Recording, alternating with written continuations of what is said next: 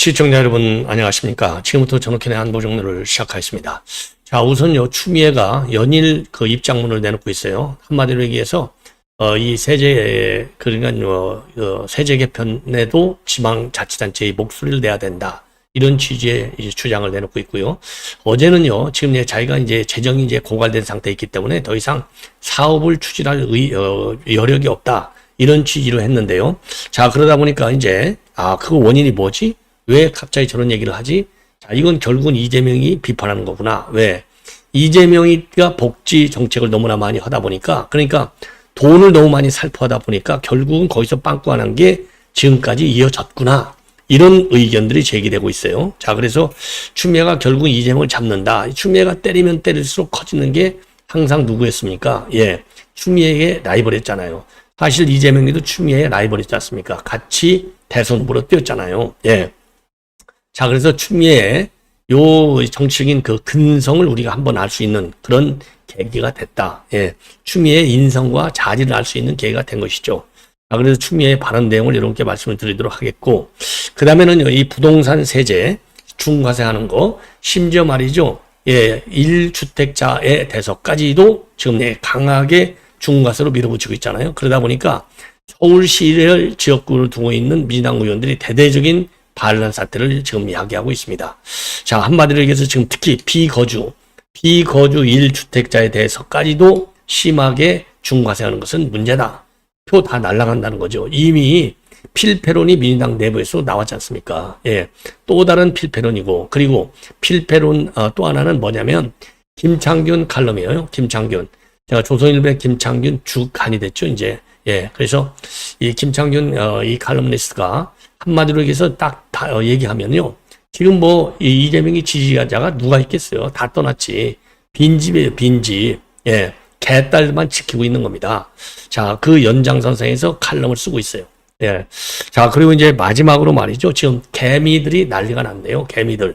예. 그러니까 이제 지들 멋대로 시스템을 또 고치니까 지금 개미들이 난리가 날 수밖에 없죠. 그러지 않아도 지금 주식 때문에 지금 잠이 안 온다는 세력들 중에 하나가 개미들 아니겠습니까? 자, 그래서 이제 ISA. 예, 그러니까 이제 통장 하나로 모든 걸 다 종합적으로 관리하는데, 요 ISA 계좌에 관련 정책을 지금 또 바꿨다는 겁니다. 그래서 지금 난리가 났어요. 자, 그래서 지금 이제 민주당 내부가 지금 흔들흔들 하는 것이 아니냐. 자, 그래서 그런 관련 뉴스로 여러분들께 쭉 정리를 해봤습니다. 자, 그러면 말이죠. 지금 빠르게, 지금 시간이 이제 9시 9분인데요. 빠르게 정리를 하겠습니다. 자, 추미애, 사실상은요, 추미애 이 만물상, 조선일보의 이 만물상이라는 이 칼럼란이 있어요. 예, 여기에서 지금 이제 추미애를 비판하고 있습니다. 제목이 정우상 논설위원이 쓴 글인데, 추미애 경기지사의 전임자 비판, 이렇게 쓰고 있어요. 예, 전임자 비판. 이거 전임자 비판이나 마찬가지다 이거죠. 이런 얘기가 지금 이제 어제서부터 계속 나오고 있습니다. 예, 그래서 경기도의 누적 재무가 7조 원이 넘는다고 하는데, 이거 결국 이재명이가 복지 예산을 갖다가 너무나 남발하다 보니까, 예, 그래서 지난 8년 동안요, 이재명하고 김동연 8년 동안 7차례 지급한 그 현금성 지원이 무려 얼마나 되느냐? 4조 1957억 원의 현금성 지원을 지목하고 있어요. 그래서 결국은 추미애가 쏜 비판의 화살은 김동연만이 아니라 2018년부터 2021년까지 도지사를 지낸 이재명에게도 향할 수 있다. 야당은 이재명 지사 재임 마지막 때인 2021년도 부채 증가율이 가장 높다고 주장하고 있다는 얘기입니다. 그리고 전임자 비판 정책의 원조는 누구냐? 바로 이재명. 이재명이가 말이죠. 2010년도 성남시장 취임 직후에 모라토리움, 즉 체불 지부 유예를 선언했는데, 전임시장 때 발생한 부채가 감당할 수준을 넘어났다는 것이죠. 그러나 전임시장은 재정 타립도 70% 지자체가 무슨 모라토리움이냐? 그래서 정치적 쇼다라고 비판하고, 대신에요, 이재명 지지자들은 사이다 행정이다, 환호한 일이 있다는 겁니다. 그리고 경기도 인수위는요, 지난 6월에 7조 원 부채를 공개하면서 성남 모라토리움 선언 당시 이재명 마음이 이랬을 것이다 라고 했는데, 자칫 이재명에게 누가 될까 미리 방어막을 친 것이다. 그러나 경기도의 빈 곳간 책임론을 따져 들어가다 보면 결국은 현직 대통령, 그런 게 이재명을 비롯한 민주당 내부를 향할 수밖에 없다. 더구나 기본소득 같은 현금 복지를 자랑했던 민주당 도지사의 재정 고갈 호소는 자기 모순의 고백처럼 들린다. 옳은 얘기죠. 아주 옳은 얘기입니다. 자, 그러다 보니까요, 이준석이도 마찬가지로 이재명 복지가 옳은 원인이야 이렇게 날리고 있어요. 날리고 있어요. 자, 그래서 요 내용을요, 이 내용을 갖다 이제 미국에서 뭐 이런 일은 뭐 어제 오늘 얘기가 아니죠. 예. 그래서 전임자 탓 정치의 반복성 비판, 민주당 내부의 자기 모순적 지적, 그리고 책임의 확장 구조를 제시하고 있다라고 하는 것이 이번에 정우상 지금 논설위원회 주장이 되는 겁니다. 예. 자, 그래서 이건 사실 그러니까 이제 이재명이 있다는 게 맞아요. 이재명이 있다는 게 맞습니다. 자, 그러면 말이죠. 예, 그러면 요와 관련해서 지금 TV 조선에서 요거를 분석한 저의 방송이 있어요. 아주 분석 내용이 좋아요. 그래서 요 TV 조선의 방송 평가 보도 내용을 여러분께 말씀을 드리겠습니다. 자, 성남시 모라토리엄. 자, 한번 들어보실래요?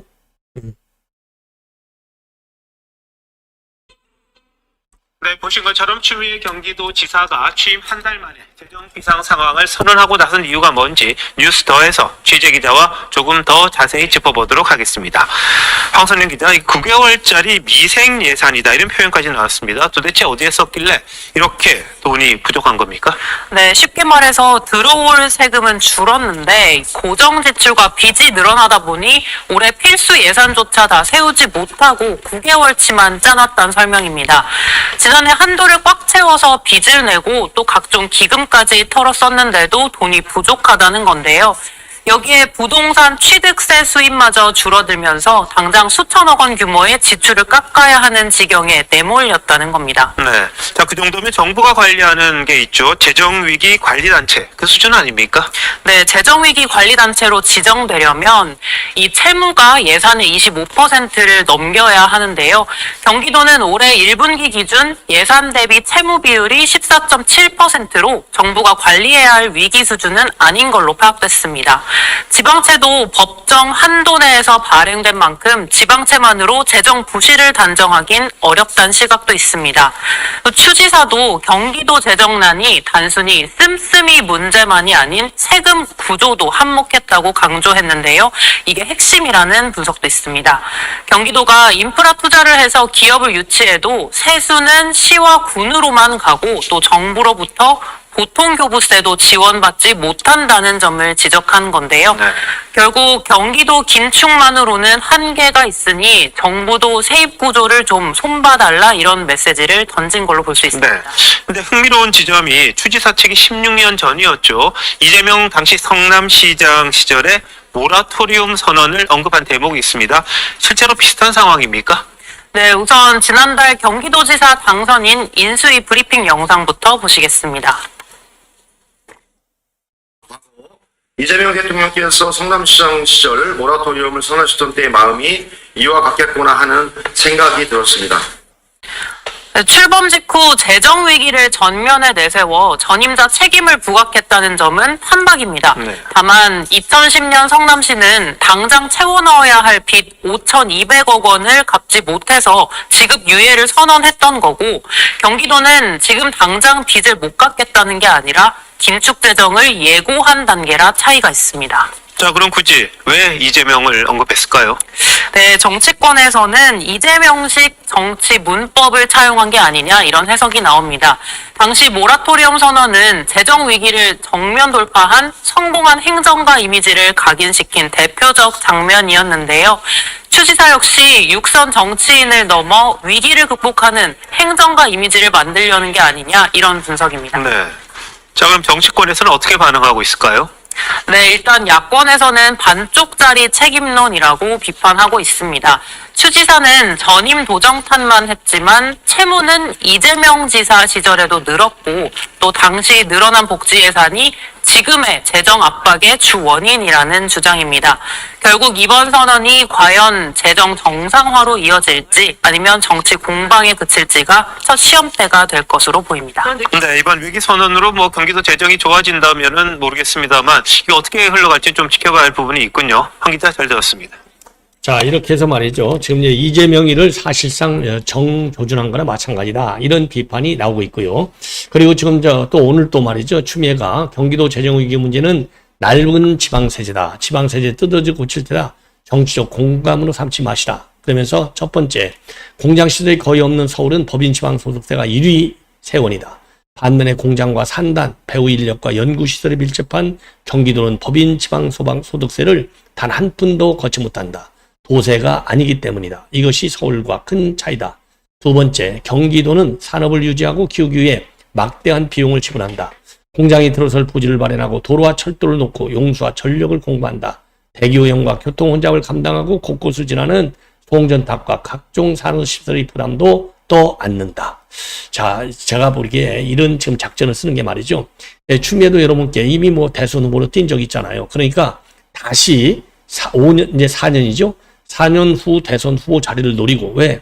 서울시장과 경기지사는 대선 후보 직행하는 경우가 많지 않습니까? 이재명이가 대표적인 사례잖아요. 그리고 그동안의 경기도지사들이 다 족족 대선을 노렸어요. 다 실패했죠. 예, 이재명이 유일한 성공자인데, 그러다 보니까 이재명이를 때리면서 이재명이의 길을 가려고 지금 고도, 그러니까 이제 정치적인 욕망을 지금 품고 나타난 것이 아닌가, 이렇게 생각이 들어요. 사실상의 대선 전초전에 나섰다. 저는 그렇게 봅니다. 예, 자, 그래서 이제 이 추미애 관련은 이 정도로 마치고요. 자, 서울시 민주당 의원들이 지금 비상이 걸렸어요. 자, 이거 뭐 때문에 그러죠? 여러분들 뭐 지금 이 부동산 과세. 자, 그래서 서울시당 불만 폭발, 불가피한 비거주 1주택자는 보호해야 된다. 이런 취지의 지금 오늘 기자회견을 기자회견에서 반발을 하고 있습니다. 자, 그래서 요 내용을 여러분께 이제 좀 설명을 드리도록 하겠습니다. 짤막하게 여러분들께 말이죠. 이 데이터를 가지고 설명을 좀 쉽게 설명을 드리도록 하겠습니다. 자, 이제 이렇게 이제 오늘 기자회견 내용을 압축하면 말이죠. 지금 이제 이번 부동산 이 세금 개편안 겉으로는 1주택자 보호라고 말하지만은 실제 내용을 보면 전혀 다르다 이거예요. 같은 집 한 채를 가지고 있어도 거기 사느냐 안 사느냐, 이게 여기에 따라서 세금이 무려 7배까지 차이가 난다는 겁니다. 그래서 이거는 단순한 세금 문제가 아니고 사실상 거주 강제 정책이라는 거예요. 자, 그래서 이번 개편안의 핵심은 1주택자를 둘로 쪼갰는데, 하나는 실거주 1주택자는 종부세 공제가 14억인데 반해서 비거주 1주택자는 종부세 공제가 9억으로 뚝 떨어져요. 근데 여기서 끝이 아니고 실제 사례를 보면 서울 마포의 한 아파트 공시가격 약 20억짜리 기준으로 볼 때 실거주하면 종부세가 약 30만 원 수준인데 비해서 비거주하면 200만 원이 되는 거예요. 7배가 높아. 예. 다른 또 사례도 있다는 겁니다. 보유세 총액이 실거주하면 411만 원, 비거주하면 617만 원. 여기에 양도세까지 분리해지는 거예요.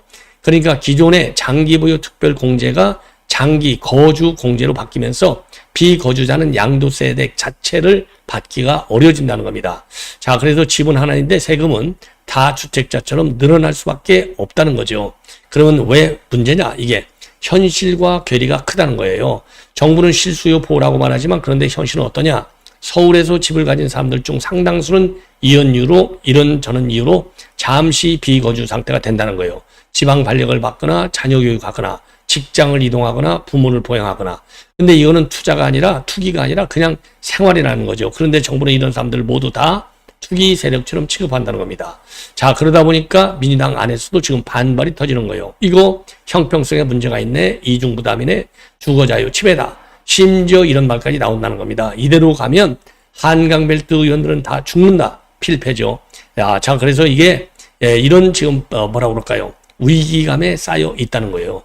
그런데다가 더 심각한 것은 서울 지역의 경우에 전월세 폭등 구조로 이어진다는 거죠. 그래서 세금은 지금 반드시 전가되는데, 구조를 보면은 보유세가 증가하면 집주인이 비용이 상승되고, 그러다 보니까 그거를 월세로 전가하게 되고, 예, 이 데이터로도 확인이 된다는 거죠. 예, 그래서 그래서 말이죠. 이 월세 비중이 늘어나고 전세 물량은 감소하고 그리고 특히 비거주 페너지 때문에 집을 비워두지 않고 월세로 돌리는 유인이 강해질 수밖에 없다. 그러면 전세는 줄고 월세만 오른다. 그래서 이제 오세훈이가 얘기한 집값은 못 잡고 전월세만 올린다는 게 지금의 비극적 현실이 될 수밖에 없다. 이거를 민주당 서울시 지역구 의원들이 비판하고 있어요. 자, 그래서 세금으로 이 주거 문제를 갖다가 압박하는 거, 이거 잘못됐다는 거예요. 그러니까 지금 이재명의 이 증세 정책을 보면은, 여기 살아라, 아니면 세금 더 내라. 이런 정책으로 간다는데 이거는 정책이 아니라는 것이죠. 자, 그리고 또 더 큰 문제는 이런 기준을 정한 것이 지나치게 자의적이라는 거예요. 얼마나 살아야 실거주이냐, 언제까지 인정해 줄 것이냐, 이런 기준이 불명확하면 결국은 행정의 재량권이 증가하고 분쟁이 늘어나고 그러면서 조세 불신만 확장된다는 것입니다. 자, 그렇기 때문에 이건 수도권의 민심이 흉흉할 수밖에 없고 이런 민심이 흉흉한 지역은 마용성, 그리고 마포 용산, 강동, 송파, 한강 벨트가 직격탄을 맞는 거고 그리고 이제 이 계층으로서는 집 한 채 가진 중산층, 맞벌이 전문직, 그리고 자산은 있지만은 현금 흐름이 약한 계층. 특히 이런 사람들이 정치적으로 가장 민감한 층이라는 겁니다. 자, 그렇기 때문에 이미 민심 위반이 시작이 됐다. 이렇게 가면은 총선은 필패한다. 자, 그래서 투기를 억제하는 게 문제가 아니라, 결국은 모든 비용이 서민에게로 떨어지는 것이 아니냐. 이게 그동안 부동산 정책의 반복된 실패의 역사라는 겁니다. 자, 그래서 집 한 채 가진 사람에게까지 어디 살지까지 국가가 결정하겠다는 건데 이거는 절대로 집값도 못 잡고 결국은 민심만 여권으로부터 이반시키는 이런 중차대한 과오 정책이다. 이렇게 비판하고 있어요. 자, 아주 좋은 비판 중에 이제 하나인 것 같아요. 자, 그 다음에는요, 이 개미들이 떠난다고 하는데, 개미들. 자, ISA. 그러니까 지금 문제가 뭐냐. IS와 관련해서요, 기존 절세 계좌로 IS, 그를 운영하고 있는데, 요 기존의 IS 제도를 갖다가 뜯어 고친다는 게, 이게 이제 우리, 지금 개미들을 열불나게 한다는 거예요. 자, 그래서 여러분들 IS 주식 하시는 분들은 아시겠지만 ISA가 뭔가 보니까, 영어인데, 인디비주얼, 개인별, S가 세이빙스예요, 어카운트. 그러니까 이제 개인별 저축, 예금 구자가 되는 거예요. 그래서 이거를 우리 한국말로는 이렇게 번역 안 하고, 이제 미국 같으면 이건 그냥 저축 예금이야, 이렇게 할 텐데, 저축 예금 통장이야. 근데 여기서는요, 지금 공식 한국어가 있네요. 개인 종합자산관리 계좌. 그래서 예적금, 펀드, 국내 주식, ETF 이런 거를 통틀어서 다 아무거나 다 한꺼번에 섞어서 담아가지고 관리할 수 있는 절세형 만능 계좌가 ISA라고 합니다. ISA를 아셔야 돼요. 이거를 모르면은 이거 이해가 안 가요. 그래서 만 19살만 넘어가면 다 누구든지 그리고 의무 가입 기간이 3년으로 되어 있고요. 납입 한도는 연간 2천만 원, 총 1억 원이라고 합니다. 그리고 미사용 납입 한도는 2월이 가능하다. 자, 이렇게 되어 있다는 거예요. 그래서 요거를요, 지금 기존은 일반 ISA인데 요거를 갖다가 뜯어 고치겠다는 겁니다. 그러다 보니까 열불이 난다는 거예요. 지금 개미들이 열불이 난다는 겁니다. 자, 그래서 기존은 만기 연장을 제한하는데 3년 후에 계속 연장하게 돼 있다는 거예요. 최대 5년까지. 납입 한도도 2월이 폐지되어 있어요. 그리고 5년마다 계좌 정산하게 돼 있는데 신설되는 IS가 뭐냐면 생산적 금융 ISA라고 합니다. 여기서부터 이게 조금씩 어려워져요. 자, 그래서 이렇게 이제 이 IS 개편안이 우리 개미들한테 이제 열불이 나게 한다. 요런 취지로 되어 있어요. 자, 그래서 요거를 요약하면 좀 기사 내용도 조금 어려운 것 같아요. 정부의 ISA 개인 종합자산관리 계좌 세제 개편안은 한마디로 국내 주식 투자 유도 강화 그리고 기존 장기 투자 구조 약화라고 하는 두 축으로 요약된다는 겁니다. 새로 도입되는 생산적 금융 ISA는 뭐냐? 국내 주식 투자에 파격적인 비과세 혜택을 주는 대신에 기존 ISA가 갖고 있던 장기 복리 투자 기능은 상당 부분 축소가 된다는 거예요. 이로 인해서 개인의 투자자들 사이에서, 개미들 사이에서는 정책 방향 자체에 대한 반발이 빠르게 확산되고 있다는 겁니다. 그래서 기존 ISA의 핵심 장점은 장기 투자에 있었는데 계좌 내 손익을 통산하고 과세를 미루면서 복리 효과를 극대화할 수 있었기 때문이라고 해요. 그러나 개편안에서는 계좌 유지 기간이 최대 5년으로 제한되면서 구조가 완전히 달라진다는 겁니다. 5년마다 계좌를 정산하고 새로 가입을 해야 되기 때문에 장기 투자에서 중요한 과세 이연 효과가 약해지고 복리 구조도 사실상 끊기게 된다는 겁니다. 특히 가장 큰 문제로 지적되는 부분요. 손익 통산이 단절해요. 예를 들어서 첫 계좌에서 500만 원 손실을 보고 다음 계좌에서 1000만 원 이익을 내더라도 이를 합산할 수 없어. 실제 순이익은 500만 원이지만은 과세는 1000만 원 기준으로 이루어진다는 겁니다. 이것은요. 장기간 분산 투자하는 투자자일수록 불리하게 작용되고 ISA 제도의 본래 취지를 훼손한다는 비판이 나오는 겁니다. 그리고 납입 한도 2월 폐지도 논란인데 기존에는 연간 한도 2천만 원을 다 채우지 못하면 다음 해로 2월 해서 활용할 수 있었지만은 개편 안에서는요. 이 기능이 없어진다는 거예요. 따라서 소득이 일정하지 않은 사회 초년생이나 자영업자들은 불리해지고 매년 꾸준히 큰 금액을 투자할 수 있는 고소득자에게만 유리한 구조가 된다는 겁니다. 그래서 온라인에서는요. 결국 돈 있는 사람만 혜택을 극대화할 수 있다. 이런 불만과 비판이 지금 비등하다는 거예요. 반면에요. 정부가 새로 도입하는 행산적 금융 ISA는요. 혜택이 매우 강력하다. 국내 주식과 관련 상품에 투자할 경우에는 이자와 배당 소득에 대해서 한도 없이 비과세가 적용되고 청년층에게는 추가로 소득공제 혜택까지 제공되고 문제는 투자 대상이 국내 자산으로 제한된다는 점이라는 거예요. 그래서 S&P 500이나 나스닥 ETF 이런 해외 투자 상품은 포함이 되지 않는다는 겁니다. 결국은 어떻게 되는 거냐? 이번 개편안은 세제 혜택을 통해서 투자 방향을 국내 시장으로 유도하겠다는 정책 의도가 분명하게 드러난 조치인데 하지만은 이미 해외 ETF 중심으로 투자 패턴이 이동한 개인 투자자들과 충돌하면서 시장에서는 혜택을 미끼로 투자 선택을 제한한다는 비판만 커지고 있다는 겁니다. 그래서 정책 효과와 별개로 자본시장의 신뢰 그리고 투자 자유 논쟁이 계속 커질 수밖에 없다. 이런 비판이 제기되고 있다는 겁니다. 예, 그래서 이거 정부가 말이죠. 지들 멋대로 그러니까 개미들이 말이죠. 열불이 나는 것이죠. 한마디로 얘기해서. 예. 자, 그러면 이제 마지막으로요. 이 김창균 칼럼 요거를 여러분께 말씀을 드리겠습니다. 자, 김창균 칼럼이요. 김창균 주간인 주필. 죄송합니다. 주필. 자, 제목이요. 4050 기득권 수호 정권 2030엔 피눈물 선사. 자, 그래서 자기 집 마련에 시급한 30대들 부동산 정책이 잘못됐다는 게 72%, 40대, 50대는 긍정과 부정이 팽팽하다. 그리고 ETF 투자는 결혼 자금만 날리고 민노총 보호에 일자리 뺏겨서 뺏기고 있다. 그리고 수사권을 배제하니까 여성들의 피해자가 희생이 크다. 자, 이런 지금 취지로 되어 있어요. 그래서 요 칼럼 내용이요. 상당히 긴데 요거를 핵심을 여러분께 말씀을 드리겠습니다. 핵심 메시지만 여러분께 말씀을 드릴게요. 이 칼럼이 상당히 길어요. 예.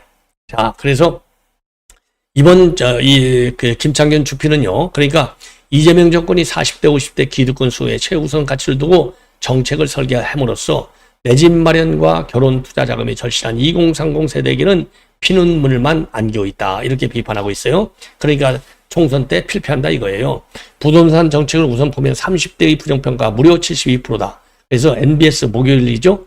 매주 목요일 나오는 NBS 여론조사를 보면은 부동산 정책이 잘못되고 있다는 응답이 무려 56%. 특히 30대는 부정평가가 72%나 된다는 겁니다. 긍정은 17%밖에 안 돼요. 반면에요. 40대, 50대는 긍부정이 48대 48, 48대 46으로 팽팽해서 이미 거짓 문제를 해결한 세대와 그렇지 못한 세대의 인식 차이가 크다. 그 다음에 대출 규제하고 주거 계급이 격차. 30대 65%가 부동산의 대출 규제 완화를 원하지만 정부는 오히려 조이는 기준하는 겁니다. 그렇기 때문에 이재명의 근저당 설정 방식 매각 사례에 대해서는 부적절하다는 여론이 무려 64.4%나 된다는 거죠. 그리고 유튜브 토론에서는요. 부모 증여가 없으면 서울집을 마련할 방법이 없다는 30대 증언이 나오면서 정권이 부동산 계급 격차를 극대화하고 있다. 이렇게 비판하고 있고요. 그 다음에 레버리지 ETF 충격하고 결혼자금 증발을 또 지적하고 있어요. 정부가 레버리지 ETF를 도입한 이후에 증시 변동성 속에서 ETF 투자자 98%가 손실을 봤다는 주장과 함께 2030 세대가 결혼자금과 투자자금을 날리고 빚만 남는 사례가 온라인에 다수 등장하고 있다는 겁니다. 그래서 결혼자금 7천만 원이 녹아내렸다. 1억 날리고 빚 3,800만 원만 남았다는 호소까지 나타나며 빚내서 투자한 청년들은 반등을 기다릴 여유조차 없는 상황이라는 거죠. 다섯 번째, 노동정책을 보면 민노총 보호하고 신규 진입자의 희생을 강요하고 있다는 겁니다. 그래서 이 칼럼은요, 민노총 철밥통을 보호하는 노동정책이 새로 노동시장에 진입해야 하는 2030, 특히 남성들을 희생시킨다고 보고 있어요. 그래서 기존 기득권 노동세력의 보호를 우선시하는 정책 설계가 청년 일자리와 진입 경로를 좁게 만든다는 비판이 2030 남성의 분노를 키운다는 점을 지적하고 있습니다. 그 다음에 여섯 번째, 보안수사권 폐지하고 여성 피해자의 리스크인데, 보안수사권 폐지는 부산 특견엔 경험을 볼 때 범죄자를 활개치게 하고 피해자를 고통받게 할 수 있다고 경고하고 있어요. 그래서 성폭력, 스토킹 등 젊은 여성이 희생자인 범죄에서 특히 위험이 크다는 이유로 여성단체들도 폐지 반대 한 목소리를 냈으나 민주당은 검찰의 정치인 수사를 막는 것을 더 중요하게 여겼다고 비판하고 있습니다. 그리고 마지막 결론, 정치적 결과 그래서 어떻게 됐느냐? 4050은 지지하지만 2030 지지는 바닥이 났다. 그래서 리얼미터 조사에서 이재명 대표의 지지율이 취임 이후 최저 45.9를 기록한 가운데 50대는 54.5, 40대는 50.0 이거는 과반 지지인 반면에 20대에는 30.4, 30대는 31.9라고 하는 바닥을 헤매고 있다는 거죠. 그래서 이 칼럼은요, 이거를 갖다가 4050 기득권을 수호하는 정책의 결과를 해석하고 힘없는 2030 세대에게는 피눈물을 선사한 정권이라는 프레임을 지금 정리하고 프레임을 제기하고 있습니다. 예. 자, 이렇게 해서 말이죠. 본 방송은 마무리를 하겠습니다. 자, 시청자 여러분들의 많은 시청, 그리고 댓글 참여에 대해서 거듭 감사의 말씀을 드립니다. 고맙습니다.